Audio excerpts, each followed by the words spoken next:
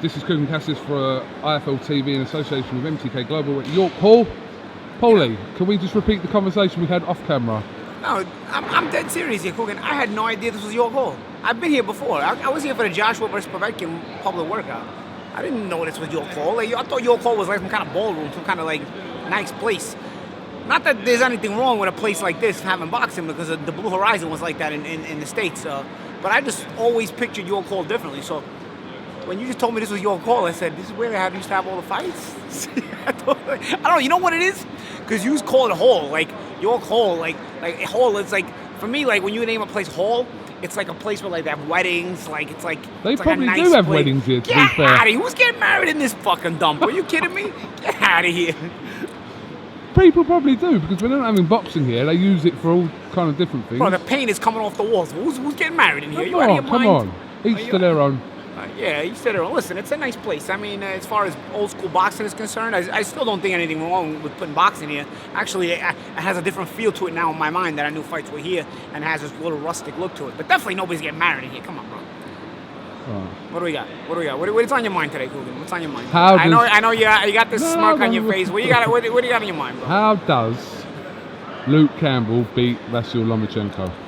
I don't know how he's going to beat him, but I'll tell you what he should try is probably, because Crawler was too defensive of a fight, so I think you got to get into a shootout with Lomachenko.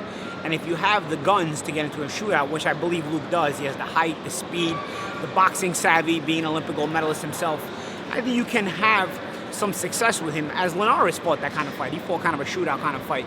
The thing about it is Lomachenko will constantly switch up on you, constantly switch things on you, constantly adjust to you while staying in an aggressive fashion. So while he's adjusting to you, you got to hope to adjust on the fly, or you got to hope to keep confusing him as well. And that's the difficult part, bro. That's what makes Lomachenko so good, you know? But I think Luke has the pedigree to make it a tough fight for Lomachenko, you know, like sort of like Linares did, you know? You know, he has the height and that speed, and like I said, that boxing pedigree, that gold medalist pedigree.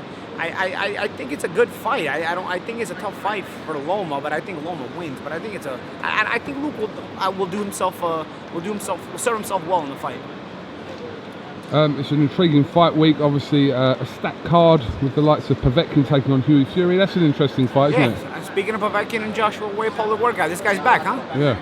Povetkin's fighting Hughie Fury. I just did Hughie Fury's fight in Saudi Arabia with Samuel Peter. Yeah. Wasn't really much fireworks in it, but you know, he won. This is a dangerous fight though for Hughie. Hughie looks to me like the kind of guy who kind of like does just enough to win when he could probably do a bit more. At least that's what I took out of him in the Samuel Peter fight. Like he's probably got a bit more ability than I think he believes, and I think he's got to kind of believe in himself a little bit more. Because a guy like Povetkin, even though he's older, like Peter was older, I don't know. I feel like Povetkin and that Russian mentality is gonna bring a little bit more to the table. Like I thought Peter kind of just showed up. If he lands a big shot, he probably told himself, "I land the big shot, I landed. If I don't, I don't." While Povetkin, I think, has that Eastern European pride where I think he's going to come to fight, and I think Hughie's going to have to, you know, dig in a little bit more. Sticking with the Russian theme, did you watch Kovalev's win over Anthony Yarde? I didn't. I saw some highlights of it. And like, you know, speaking of serving yourself well in a loss, I mean, I think Yarde can certainly say that about himself. You know, I think he put on a good performance. Come on, you can't expect the guy to just, you know, who's never been in a major fight to just go to Russia and beat Kovalev. Like, it's a big ask, you know. But the guy went and did it. He went for it, and he put on a good performance to me. You know, I had Kovalev hurt bad. Yeah, okay, Kovalev got him out of there. But you know what? I think Yarde kind of puts himself into the light heavyweight mix as a player to be reckoned with. We expect the Canelo and Kovalev fight to happen? I don't know. I mean, what do you want me to tell you? What do you want me to tell you? A light middleweight went up to light heavyweight and we're supposed to just not blink about it. What do you want me to tell you?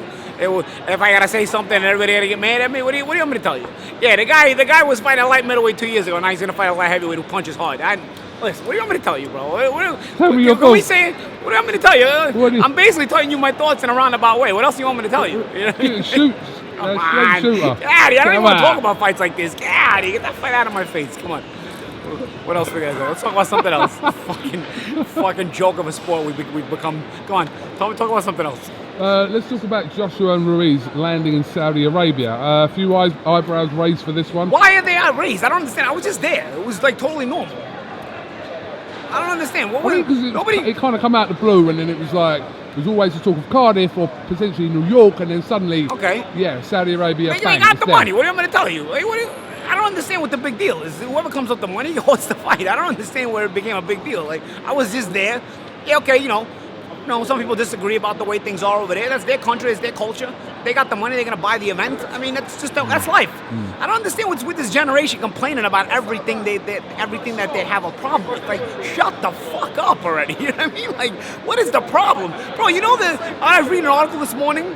2 days ago, there was the MTV Video Music Awards in the States, and Sebastian Maniscalco apparently was making jokes about. Sebastian Maniscalco was a very famous American comedian. Barry making jokes about like the safe spaces and like the everybody gets a trophy generation, which I think is funny. And apparently it was like frowned upon by this whole generation. Yo, yous are the biggest pussies in the history of mankind. Do you understand that 75 years ago there was 18 to 25-year-olds storming beaches at Normandy so that pussies like these guys could complain today?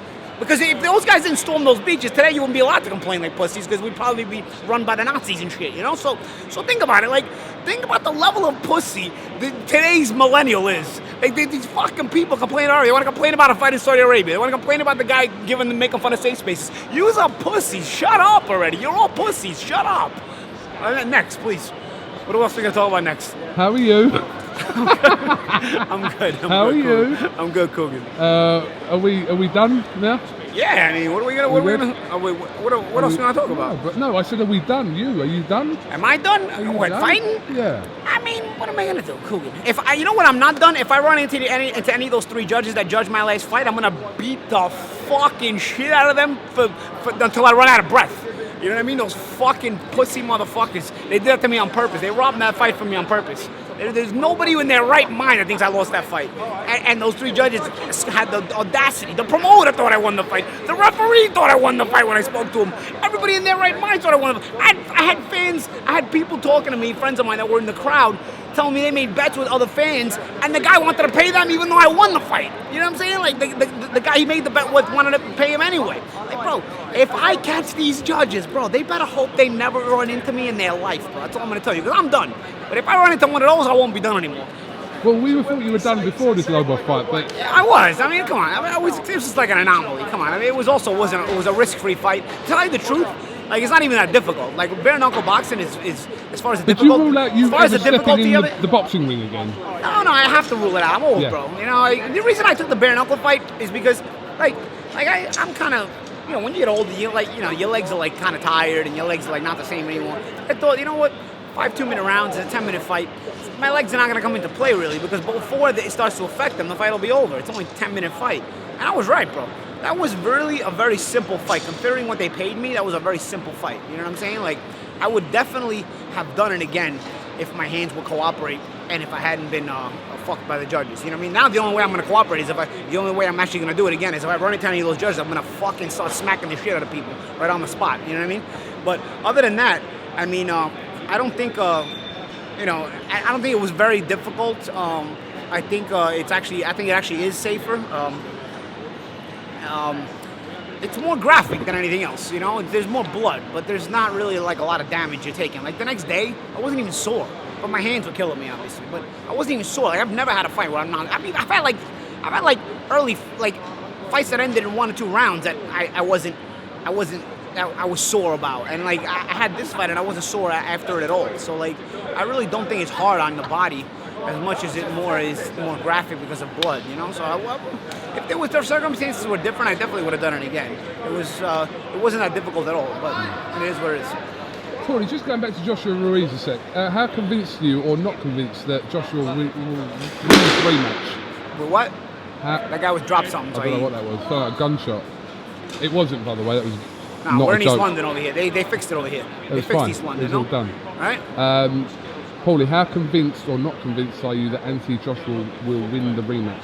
I'm not convinced he's going to win the rematch. You're not convinced? I'm not convinced, but at the same time, you would assume that he'd make the necessary adjustments. I think the problem with this fight is people went into the first fight assuming the worst in Ruiz, and now they're still not believing that he's that good. Like, Ruiz was always that good. He was always like a legitimate contender. You didn't think he'd beat Joshua. I mean, you thought Joshua was better, but it wasn't like Ruiz was butterbean either. You know what I'm saying? Like, people are making like Ruiz was butterbean. Like, it's not the same thing. Like, this guy was like legit. He was always legit. Even before he beat Joshua, he was legit. So, like, I don't know. I think that's the mistake people are making here. Is like, okay, Joshua comes back and he's gonna win the fight. Like, not necessarily. Like, you know, you think that he makes the adjustments, and you know, there's a reason why he was favored the first time. Is because he's supposed to beat Ruiz, even though Ruiz is a good fighter, and this is supposed to be a good win on his record because Ruiz is not an easy guy to beat. But I don't know. You know, I don't know what the psychology is going into this fight for Joshua. I'm in his mind. I think he's going to be mentally and physically prepared, but it's definitely a battle. It's not a gimme fight. All right, Paulie, I know you're going to start proper work soon. Yeah. The one that pays you. Yeah. There we go. Yeah, the Sky guys are Have you got anything else you'd like to add, Paulie? Nah, that's it. I mean, what am I going to say? You asked the questions, I answered them. What are we going to say? What else is on your mind, Coach? Nothing, mate. Nothing. All right, then we're all good. We're all good. Paulie Malignaggi, thank you very much from Trifield TV, and hope you have a wonderful night. All right, I will. Cheers, mate.